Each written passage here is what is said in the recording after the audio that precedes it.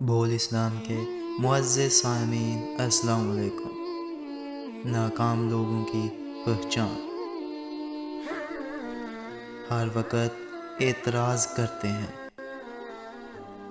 हर मामले में खुद को हकदार समझते हैं।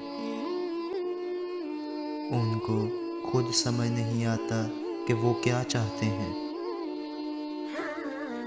दूसरों के बारे में बातें करते हैं, अपनी नाकामियों का इल्ज़ाम दूसरों को देते हैं। तब्दीली से डरते हैं, चाहे अंदर की हो या बाहर की। अपनी सोच को मुकम्मल समझते हैं, यानी खुद को परफेक्ट समझते हैं। बेमकसद ज़िंदगी गुजारते हैं, दूसरों से इल्म छुपाते हैं। समझते हैं इनको सब मालूम है, दूसरों की नाकामी पर खुश होते हैं।